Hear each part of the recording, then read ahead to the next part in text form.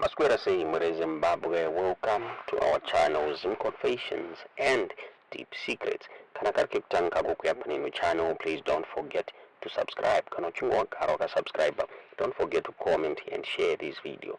Nasi Mure Zimbabwe, tawigirai nyabulitswa ne losing Zanu PF candidate uyo akaluza muma by-elections akaitwa muna December 2023 yanonzi Tsingai Kamamba Mure Zimbabwe yaroclaima achiti factionalism within the party ndo yakacontributor kuti aluze ma-elections akaitwa last year. Kamamba akaluza the Mpopoma Mzilika's constituency to the Citizens Coalition for Change candidate Charles Moyo by-elections. Mure Zimbabwe vakabuda achinyora itsamba achinyora a letter to the party leadership achichema nema concerns ake. Mure Zimbabwe akataura iye achiti haana kureceive a response from the provincial leadership, so akabanyora kuvakuru the party Mure Zimbabwe kuZanu PF headquarters.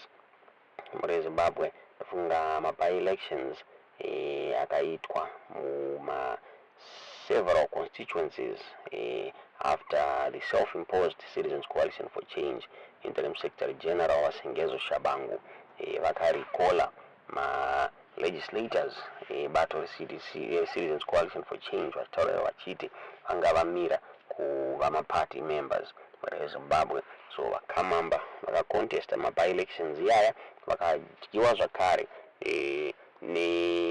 another Citizens Coalition for Change candidate Mure Zimbabwe, so vakanyora mutsamba mavo vachiexpressa ma-concerns over the Bora Musango campaign yakaluza yakakonzeresa kuti ma-voters asauye achivhota Mure Zimbabwe.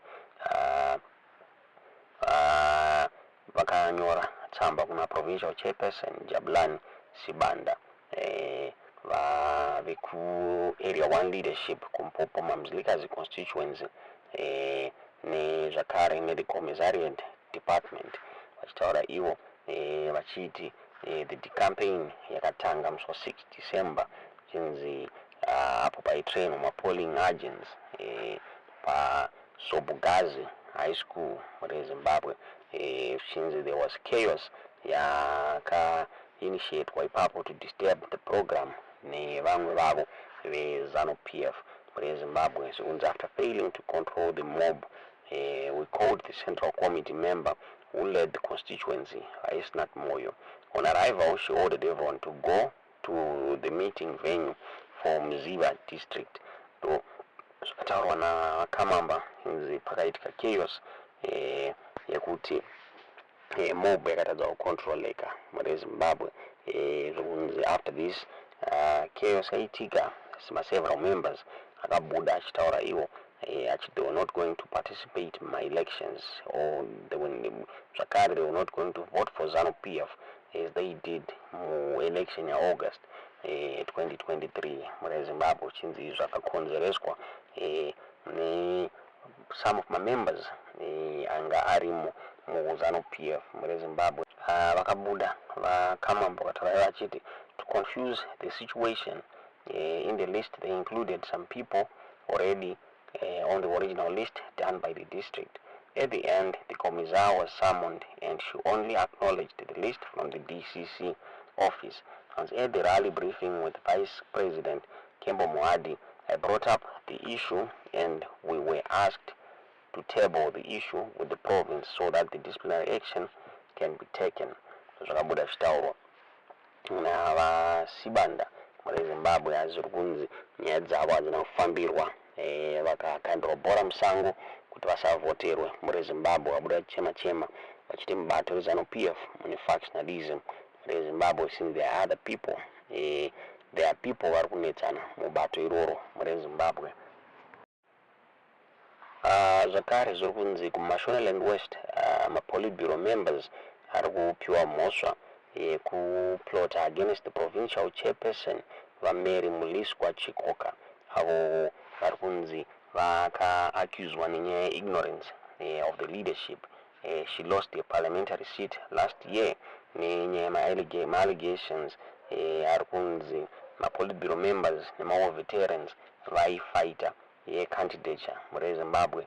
Taura kwatiri kuita Mary Muliswa Chikoka is now a proportional representation councillor muRungwe district muri Zimbabwe. Zvakare kuMatebeleland North Zanu PF secretary general vaOpet Mpofu vari kunzi vari kunetsana naprovincial affairs and devolution minister vaRichard Moyo vari kunzi vari under fire nenyaya yekupresida over several failed and unfulfilled projects muprovince yavo kubva pavakaappointwa as the minister mugore ra2017. Then zvakaro zviri kunzi the treasurer general webato reZanu PF vaPatrick Chinamasa vari kunzi vari kupusha for the lifting yesuspension yaManicaland Women's League leader vaHappiness Nyakuyedzwa.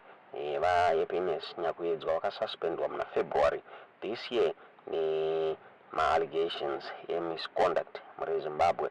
So zviri kunzi politburo member ikataura iyo ichiti vaChinamasa was fighting for vaNyakuyedzwa kuti vareinstatwe. Zviri kunzi during my last 2 politburo meetings akaitwa vaChinamasa vaitaura vachiti vaNyakuyedzwa vakasuspendwa naMnangagwa chinzi ngavadzoswe muri Zimbabwe.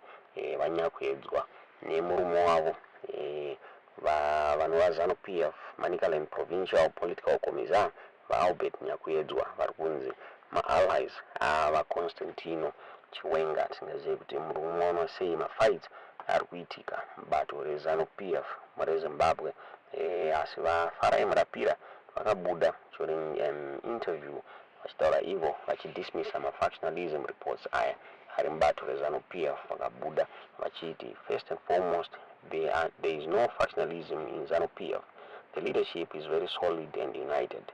Any talk of factionalism is just imaginary in the eyes of people who have nothing better to do.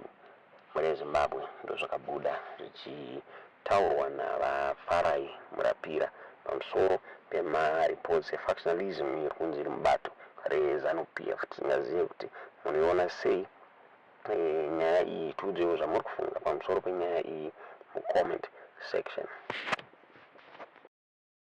There is no room for factionalism at any level in the party.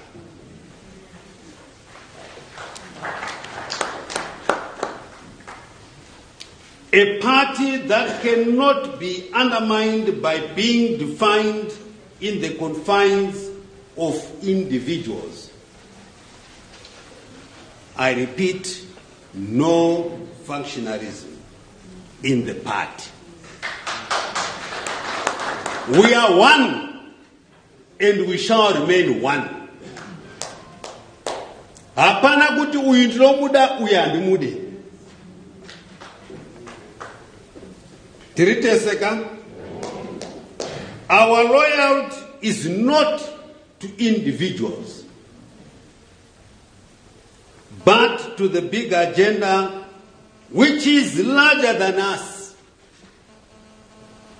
that of the party and the people of Zimbabwe who are supreme.